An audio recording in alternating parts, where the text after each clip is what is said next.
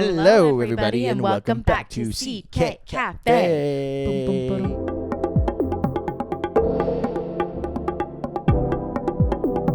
We had such a blast today talking to Nathan Rantala. He is a musician, film sound designer, and magician. Can yes. you believe it? Not just a musician, but a magician. Yeah. It's unbelievable. Nathan is a wonderful, wonderful human being that is extremely talented. I don't know how he's as good at everything that he's so good at. And also like such a delight to be in the presence of. Yeah, You'll see. It's quite amazing. Yeah. I don't think we should talk anymore. I think you need to watch this episode and stay to the end because there might be a little special magical surprise. So enjoy.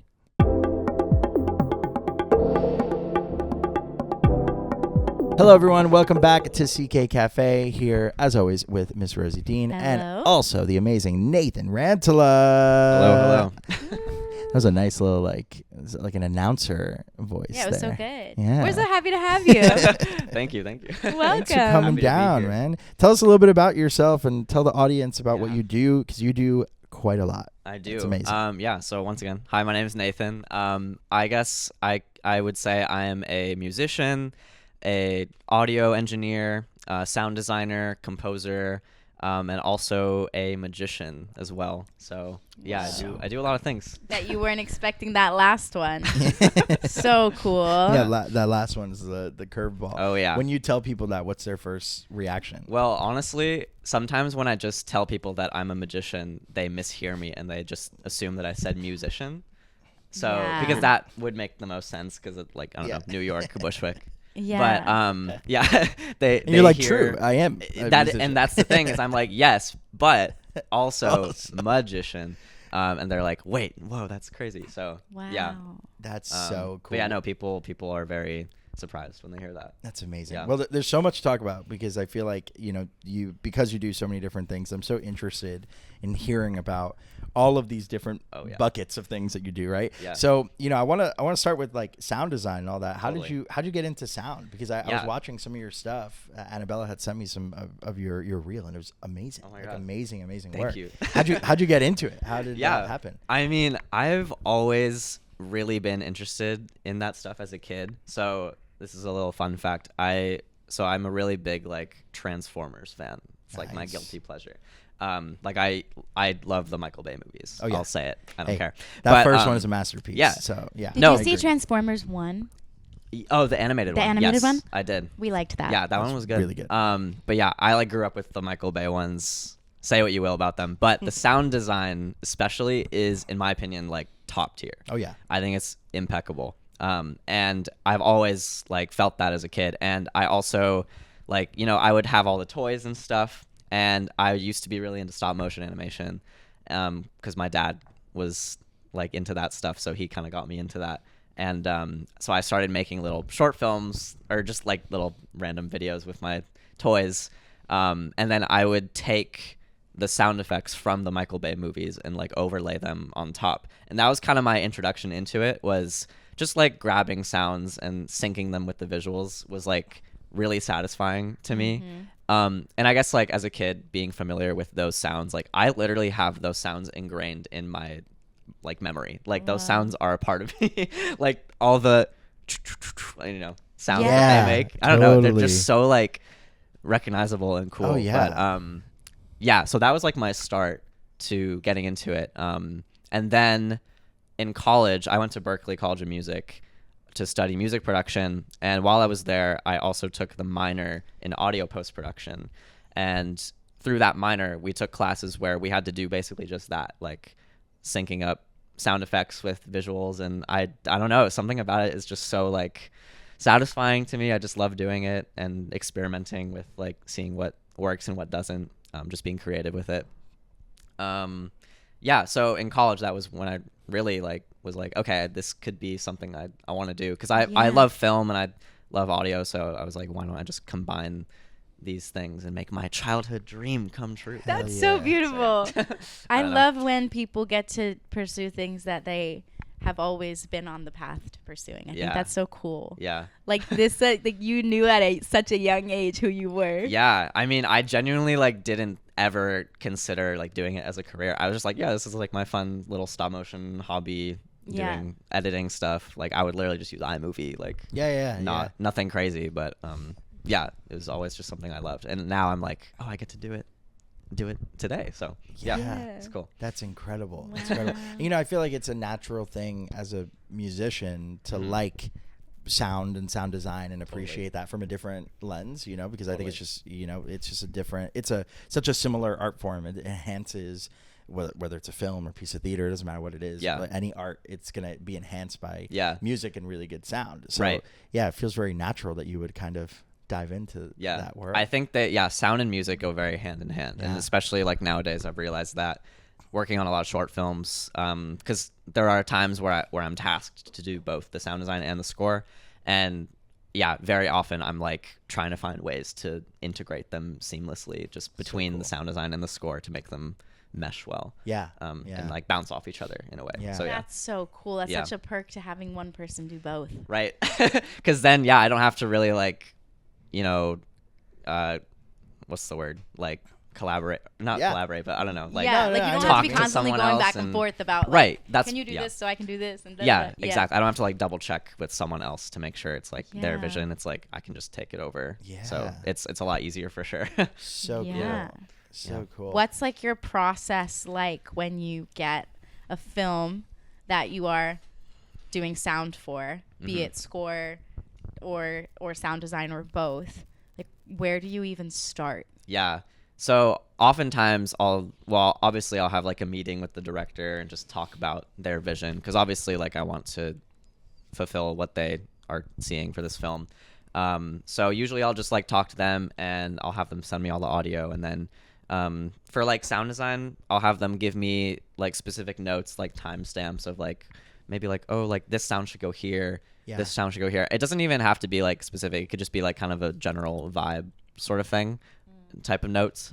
But yeah, I definitely do a lot of experimenting when it comes to sound design. I'll definitely have like a lot of different trial and error things, like see what works, see what doesn't. But that's the reason why I love working on horror as of late, because that, to me, you can just go crazy, like off the walls with how creative your sound design can be. I mean, how scary, like sound can be so scary. It's very scary. I love horror movies, like watching them. I just saw like Backrooms and Obsession, and both of them were like super cool with sound design. There's one scene, am I allowed to, it's not a spoiler, but there's one scene I want to talk about in Obsession where it was like, he's like, it's like funny but scary at the same time, and the sound like made it perfect. Was she's like in the shower, and the main guy is like, hey, I'm trying to go to like a boys' night tonight, and the shower just like shuts off immediately, and it's the loudest, scariest sound. It actually made me like jump, and the character in the movie also like jumped, and that was like, whoa, that was so. It made me very giddy. And it's like, it was awesome. It's like the smallest things that can be so effective with sound, which is why I think it's so impressive. Exactly. Like I give you so much credit for doing it, because I love it. Like I feel like I can appreciate it, and as a filmmaker, I know the importance of it. Right. And oftentimes when I'm making stuff, I'm collaborating so much with the sound team and just being like, I want this, I want this, I want to feel like this, I want you to have this auditory experience, but then like to actually do it, to actually experiment is so challenging.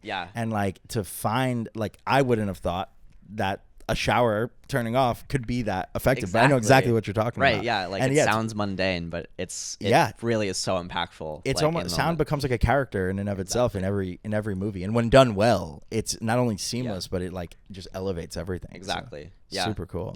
That movie did sound so well. Backrooms too. The music for that one was also really exciting. I love like just creepy like synthesizer sound. I've seen like Instagram videos of people trying to like recreate the sounds of the synth stuff from Backrooms, and there's people playing with knobs and stuff. And it's like, oh, super nerdy, I know, but very very cool. Well, talking about music a little bit, like you compose, you also make music, through your music projects, so you do a bunch of different types and styles of music. What kind of style do you tend to gravitate towards when you're just sitting at home making stuff? So I actually have like an artist project of my own. This is not like I'm not like, trying to get big or whatever. This is genuinely just like a passion project that me and my best friend have started. We started this when we were like 13 actually, and we still do it to this See, day. you knew who you were from a young age. I'm telling you. I guess That's beautiful. You're making me realize this now. I'm like, maybe Yeah. I did forge my own path.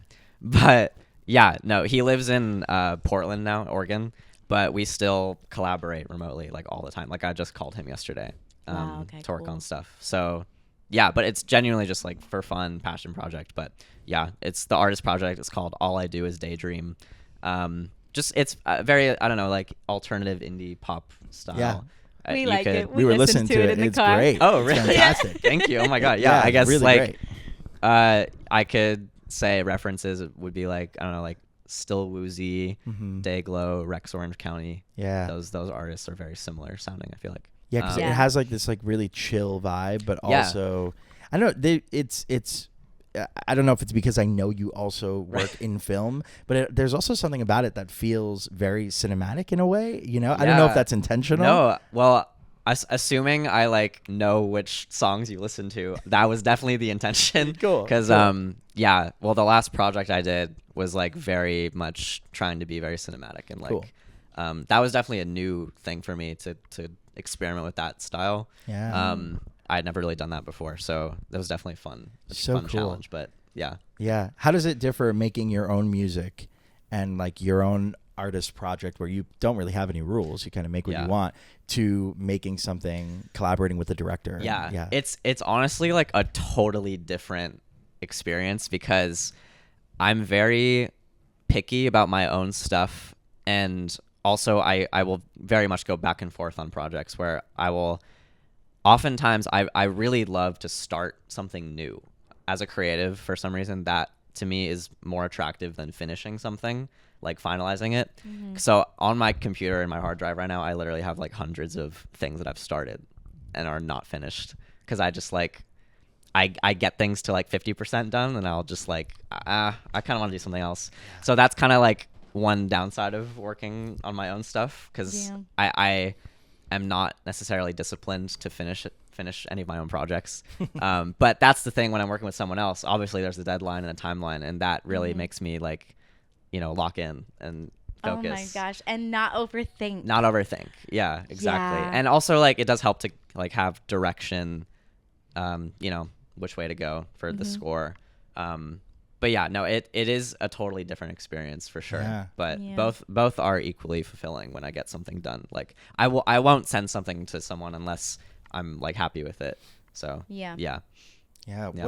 What do you think is the hardest part about I guess working in film and collaborating and all that? Like what are some challenges that you have faced or that you face on the daily? Definitely one of the challenges is like just trying to get along with the director's vision, because there are a lot of times where I'll be like, ooh, I have this really cool idea. Maybe I'll like sneak it in and I really like it. I'm like, ooh, this is going to really make the film better. And they're like, can you take this out? And I'm like, I really like that.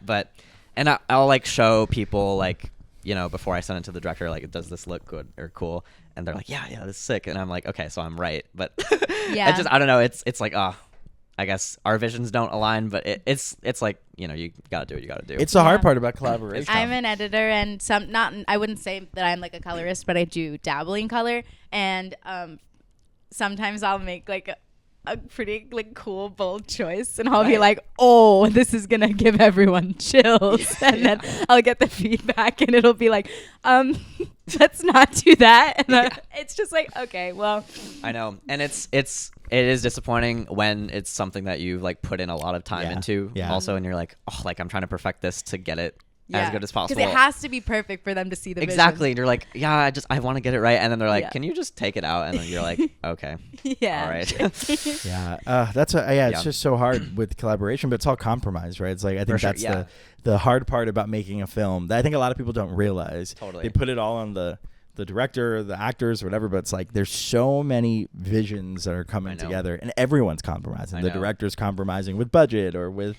resources, or everybody has to sort of adapt, and it's so tricky. I think the good thing about like being a creative who is constantly working on, various projects, and like once you finish one, you hop onto another, is that if that idea that you're like, this is so good, doesn't find a home with that one project, like you can still like keep that like seed of thought and use it later, which is so cool. Yeah. Like I ended up taking one of those ideas that didn't land and using it in a different thing, and then it did land. So it's just like nice. Yeah, I feel like the cool thing about like editing, and then I'm assuming probably for sound design and music too, is like you have like a little bank of ideas. Oh yeah, that you can always be pulling from. Definitely. I mean, yeah, I use like a sound library that I typically go towards to just like pull sounds from. And yeah, sometimes I will be looking for things, and then I'll find something. I'll be like, ooh, I'm gonna like bookmark that because I want to use it for something else or a different project that I'm working on. So yeah, that does happen a lot to me, which is cool. Do you do the same thing with like melodies with music? Like, do you write something on a piano or guitar or something and go like, oh, I gotta save this for later? Oh yeah. Oh my god. I mean, I should show you my voice memos on my phone. It's just like hundreds of like things. I mean, I have a keyboard in my room that I play on, so I just like, I'll just be playing and then like improvise something, and I'll be like, oh, I like this, and I'll record it, save it, but then I'll like never come back to it because I'll just like on to the next thing. I don't know. Yeah. But no, I have so many melodies and chord sequences that I like saved that I do intend to use for later. And like, that's the thing, is that I really do like going back into those saved recordings and like listening to things from like years ago, and I'm like, oh, that's good. Like I should use this. Yeah. And then those have actually turned into songs. Like some of the stuff on my new project was birthed from that. Like really, just genuinely like things that were from years ago that that's I found and rediscovered. And I was like, I need to use this. So yeah, that's so good. That's so good. Yeah, dude, I feel like it's so hard. Composition, is such a challenging thing because you have your vision, you have director's vision. And I guess sound is the same thing. You got your vision, you got director's vision, you got producers who chime in, and depending on what kind of structure the film is, there might be other people involved and giving their opinions and their thoughts. So it's a lot. It's a lot of work coming together. Yeah, but when the final product comes together, it's worth it. Yeah, so, totally. Yeah. Well, music and sound is not all you do. You also are a magician, which is insane. That's true. And so cool. Rosie and I are obsessed with magic. We were telling you before. Yeah. That's crazy. Love it. I really appreciate the craft of magic. I think it is, to me, we have a theater background, and like CK as a company, we started as a theater company. Nice. So to me, magic has always just been another form of theater. It is. Totally, it's live. It's meant to be a communal experience. It's meant to be performed for an audience. So I think I've always been I always gravitate towards it because of the theatrical element. Right. So yeah, how do you get into magic? How did this start? Because that's not every day. You don't meet a magician every day. So yeah, it's funny you mentioned the theater because I actually grew up doing theater as well. I was very much a theater kid. Nice. I was in like all these musicals. Yeah. Theater kids. And also I was like the only like boy doing theater in my town or whatever, so I was always like the main boy part, which was like whatever. But so yeah, I've had a lot of experience performing in front of people, and I think that was like a very natural transition into magic because I've always enjoyed magic, but I was never ever like as a kid wanting to be a magician or like wanting to really practice until there was one day in middle school where our teacher was like trying to teach us. It was like our math teacher, and he was like, there's a lot of card tricks that use mathematical principles, like the easy ones. They actually do revolve around math a lot. So he was just like, just for fun, fun class today, how about you just go on YouTube and look up, how to do some math card tricks. Like, it was just like a fun class day. So we did that. And I found one guy, learned a trick, and then showed my teacher, and he was like actually fooled, and he was like, wait, how does that work? And then I don't know, for some reason that like gave me such a high, and I was like, whoa, I want to do that again. So like literally that entire summer was just nonstop. I just like found as many people. So YouTube was my beginning, teaching myself how to do it. So yeah, found as many people as I could, watched as many videos as I could, and learned so many tricks. And then that was at the start of high school when I started my YouTube channel. and I was mainly just like I was kind of trying to like copy the people that I had learned from, just like showing a trick and then teaching how to do it. It was also sort of a process just to like document what I had learned at this point, just like for me to remember all the tricks that I had done, because I'd learned so many at this point. I was like, I need to like write these down or like film them or something. So that's kind of why I started the channel. Did not anticipate it to like grow, because now I have like almost 600,000 subscribers. Which is we were looking at your channel. crazy. We're like, it's incredible, man. Yeah. To see that growth. Has it become like your like another job? Absolutely, yeah. Right? Like for a while, I was pretty much like only focusing on that. But now I found a good balance between doing that and the sound design stuff and music. But for a while it was, especially during COVID, that was a big thing I was doing just all day, just like filming. Wow. But it was fun. I always loved it. And now being in New York, it's been especially great because I've been going out and doing like street magic for people on the street, like in Washington Square Park, Central Park. And I've met, and also going to these film networking events, I've met people who are like videographers and like DPs, and like I have a friend now that I've met through the Bushwick Film Collective. He's like the best DP, and he wanted to come and help like film a street magic video, so he brought his like giant enormous camera, and it was the first time where people were like coming up to us because they were like, whoa, like what are you guys filming, because it looked so like pro. And I was like, oh, like this is cool. But then I was like, I'm showing card tricks, and it just made it all the more like exciting for everyone. That is so cool, dude. Do you get nervous at all, or when you're doing magic, do you kind of like snap into like a mode? It depends. I do feel like I have been doing it for so long. It's been like 10 years now that I've been doing it, so I do feel very comfortable performing for people. I guess the only time I would get nervous is if like you encounter like a heckler or something, and someone's like purposefully trying to mess with your stuff, and it is very annoying. Usually like my philosophy is I just won't give them the time of day. If they're starting to do that and I notice it, I'll just be like, okay, well, I'm just gonna move on.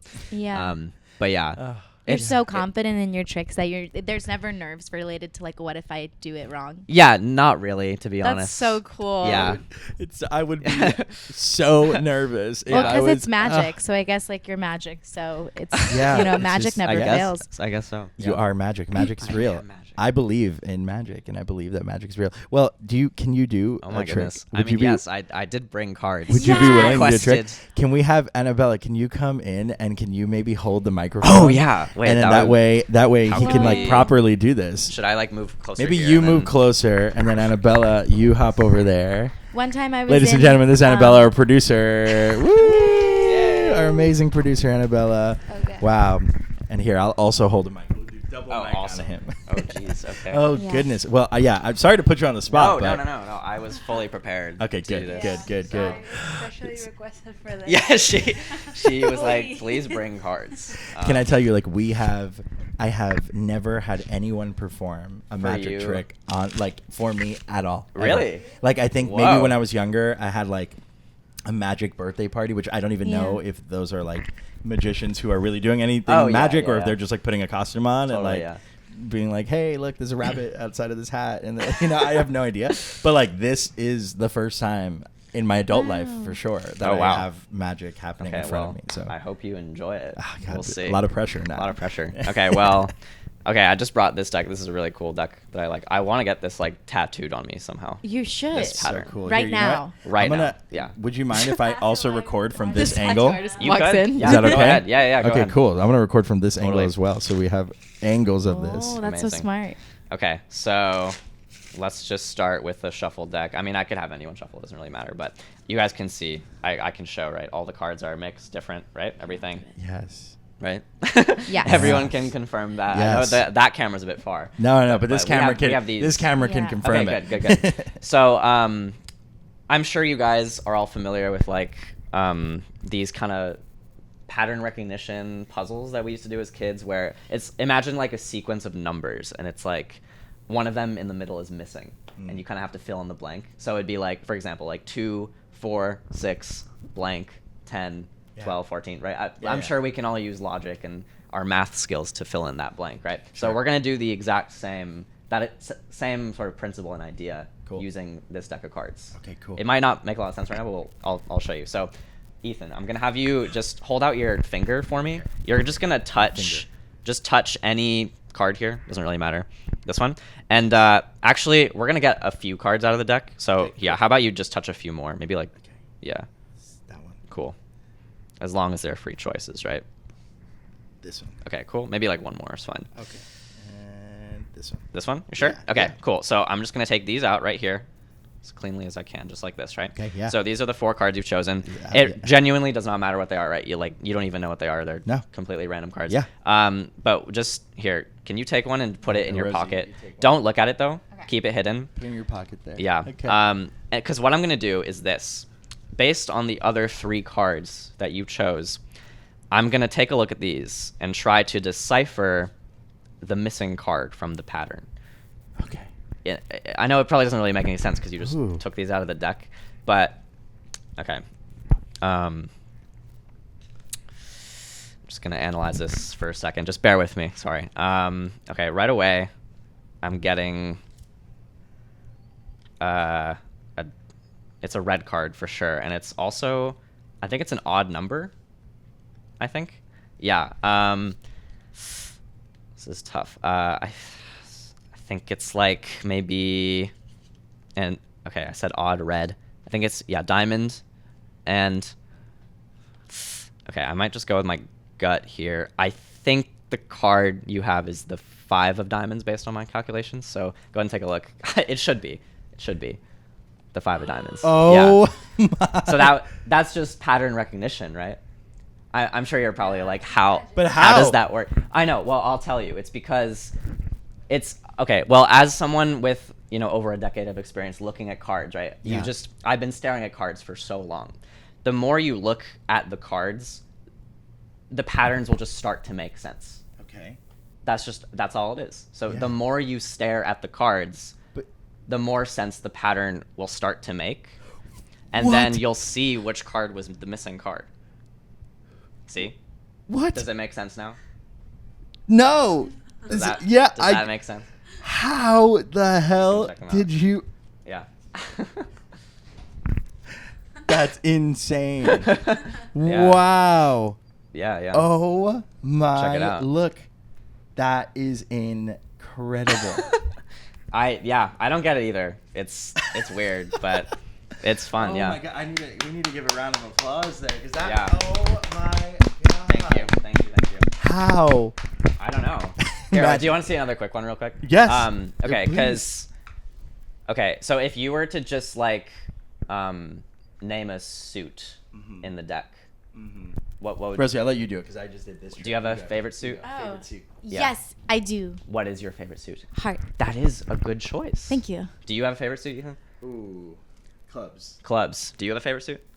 Yeah. What's your favorite suit? Hearts. Oh, okay. Not diamonds or No. no. Okay, interesting. My favorite is spades, actually. okay. I don't know. It's like a popular one, like ace of spades, I feel like. So if I can just shake these cards and then I get the 5 of spades right there, and that's the only one left in my hand.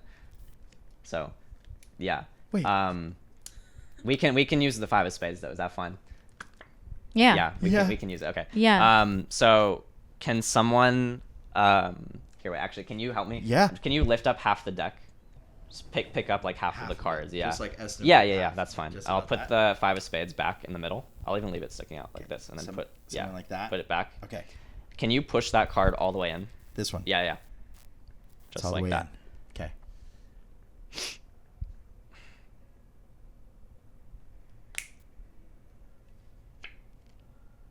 And it comes back to the top.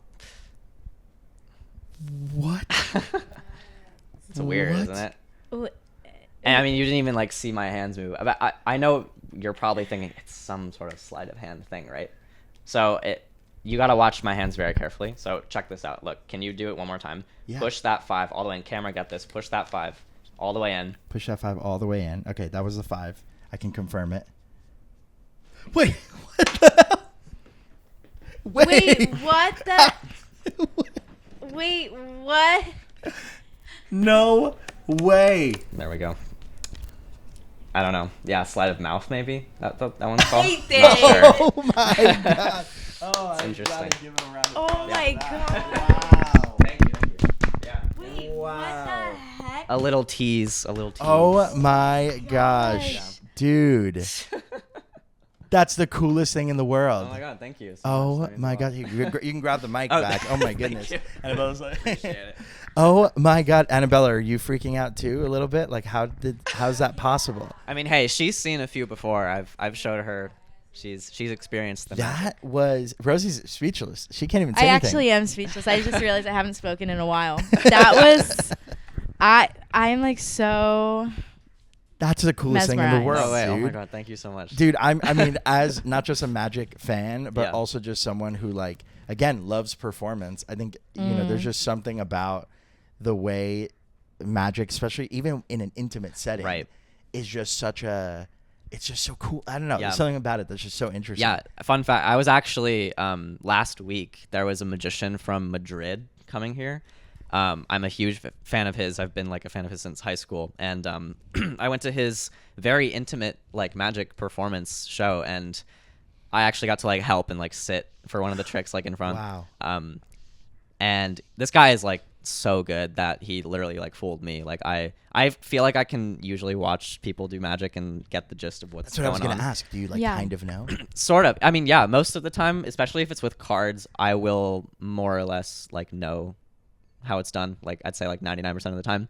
But this guy did something that I genuinely like did not catch, and it fooled the pants off me. So Dude. yeah, and it was crazy just to experience it. Yeah. That's was- I'm insane. just like not understanding. I'm still like stuck 2 Still minutes ago. processing, yeah. I'm not understanding how you did that. It's and just so cool. it's I so don't know, yeah. so somebody could do a trick like that to you and you'd be like, I know how you did that. Like you know I would never most say that. things. That would be crazy No, to well say. yeah, Yeah. of course you'll be like imagine I am secretly a magician and I know all of it too, That would and be I'm the just I know being how it's really I'm done. being a really good audience right now. No, that blew my mind. I'm Nice. actually okay, so I remember what I was gonna ask you. Right, yeah. Before the podcast I said I'm gonna Yes. forget my big question. yes. Cool, yes. cool. But there's this saying that like a good magician never reveals their secrets. But like I would argue that that's not necessarily the case because I think you're a great magician and you have a YouTube channel where you do tell people Yes, how your tricks work, it's right? True. It's a very controversial topic in the magic community. Actually, in high school, I was actually in like a kind of like a video production film class, and my final project was making a video on this topic because I had the channel at the time, but Yeah. I Wow. basically it was like kind of a mini documentary of like what people are thinking about that Yeah. because yeah, I'd say definitely like the younger generation, you know, everything is on the internet, TikTok, Instagram. it's You can insane. find find things for anything. If just, you know, if you look, you'll find it. But the thing is, my philosophy is the average everyday person who is a magic enjoyer is not going to go out of their way to look up and learn the No. secrets No. because Yeah. they know it takes time and dedication. Even if they figure out the secret, they're gonna probably know it for a week and then they're gonna forget it the next day. Yeah, like because it if you're not genuinely- practicing it, how do you? It's so hard to remember Exactly. these things. Yeah, because and like the proof, I have like concrete proof of this is like the tricks I just did for you guys. You can find those tutorials on YouTube like right now, and those have been performed for the entire world for the last like 2 decades. Like that card to mouth trick, like that is like I do that to everybody I meet, and I've like fooled everyone because like no one like, you know, you're not like saying the trick before you do it. That would No, give it yeah. away. Yeah. But yeah, like people will just be entertained by magic. Like they're not gonna care if they're like, oh, I've seen Yeah. this one before, even if they've seen it before.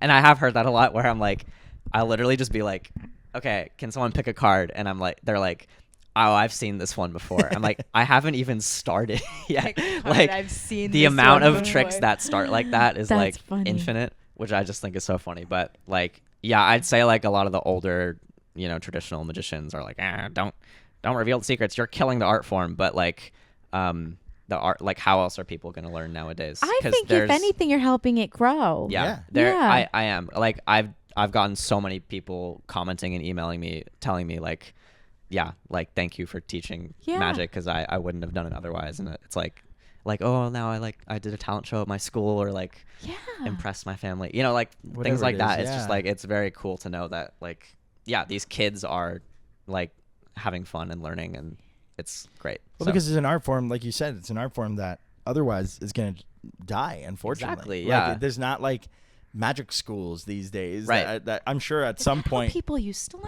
How did Probably, people right? used Yeah, to There learn? might have yeah. been some, I mean, like academies. well, or yeah, something. there's a lot of books mainly is how people Oh. learn. There's a lot of like old publications from literally from like the 30s, very, very old. But and I've read like a few of them, but a lot of them are so outdated, and the text is like honestly hard to understand because of how outdated it is. Yeah.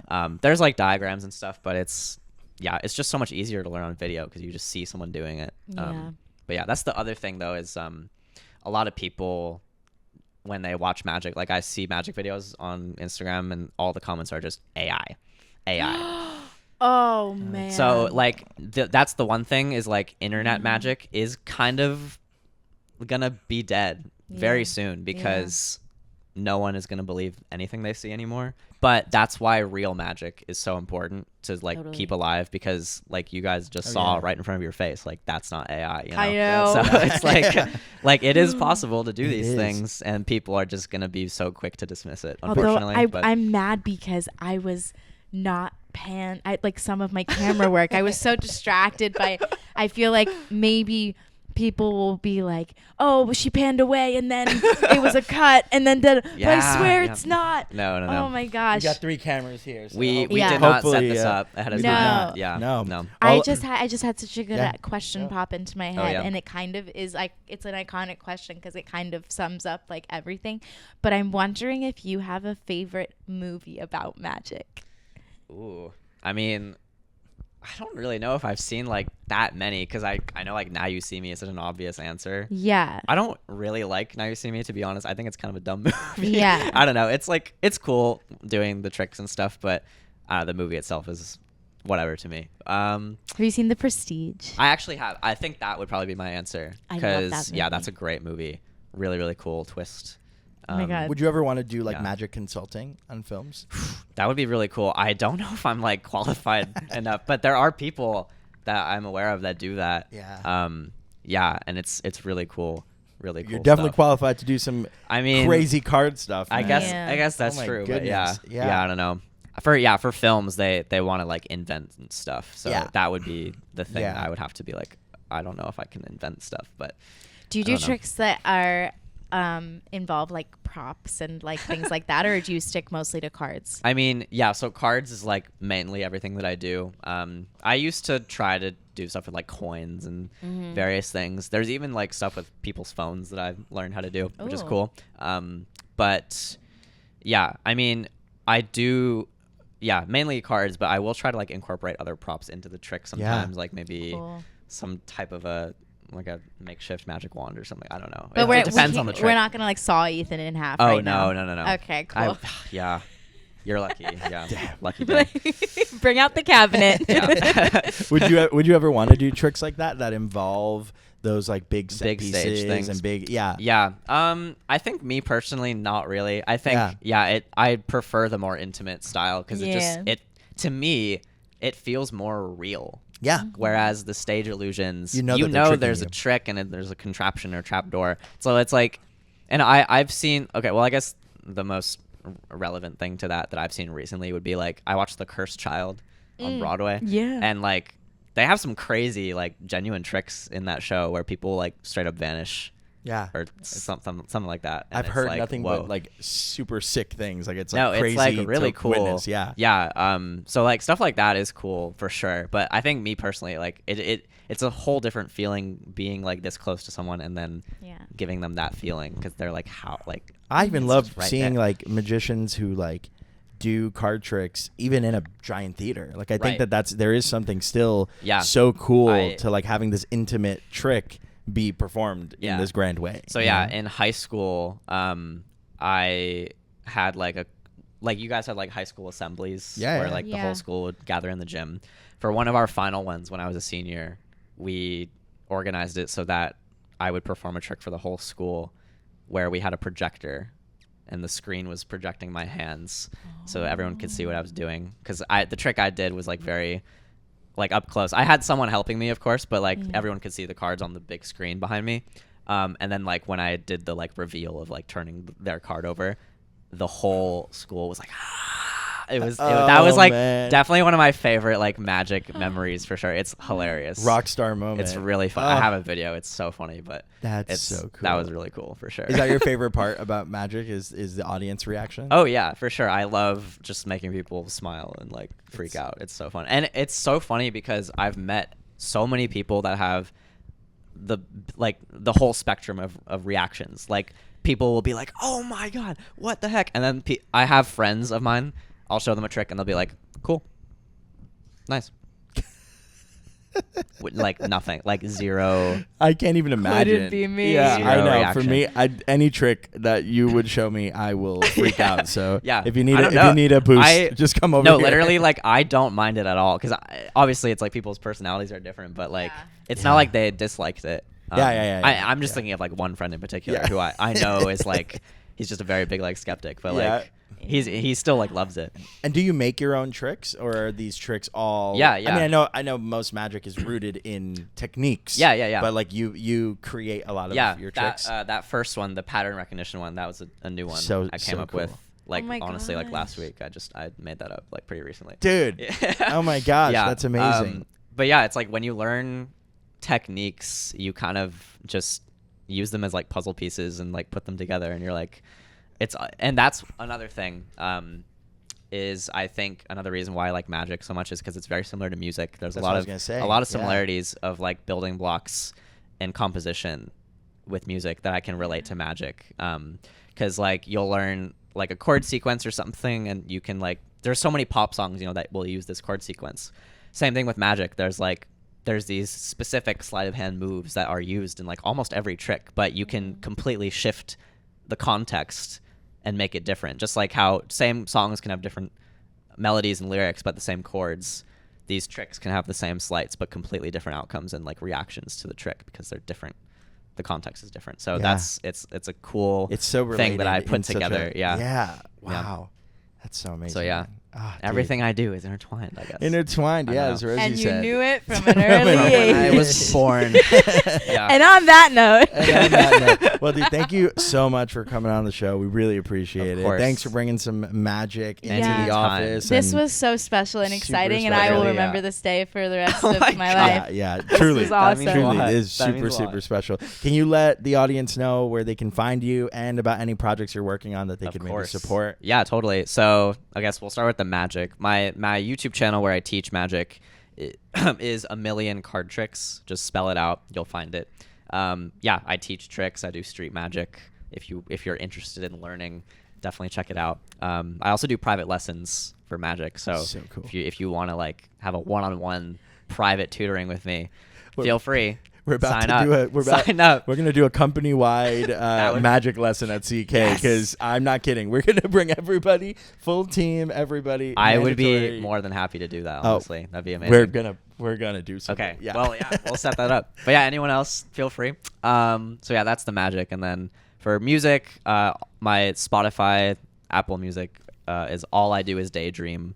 You can find me pretty much on any streaming service. That's like where I release my original music with my friend. And then for sound design stuff, I have a website. I don't know if you guys can like link that or something, but I have a website with all my credits and my reel and my projects that I'm working on. So that's great. We're gonna link all this stuff down below on YouTube and on all the platforms. Sweet, you listen. awesome. So that works. It's amazing, dude. Thank you so much for coming on. We appreciate it. Anytime. Thank you. That's it. That's it.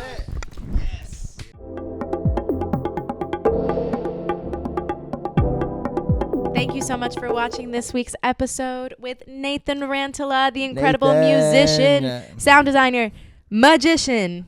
Just unbelievable. I'm still mind blown. I know. That trick was incredible, but even beyond that, just like how his approach to creativity, I think is so amazing. And I know we had that running joke that he like kind of knew all along, but like it's kind of true. I feel like a lot of filmmakers like just know from an early age what they want to do and how they want to.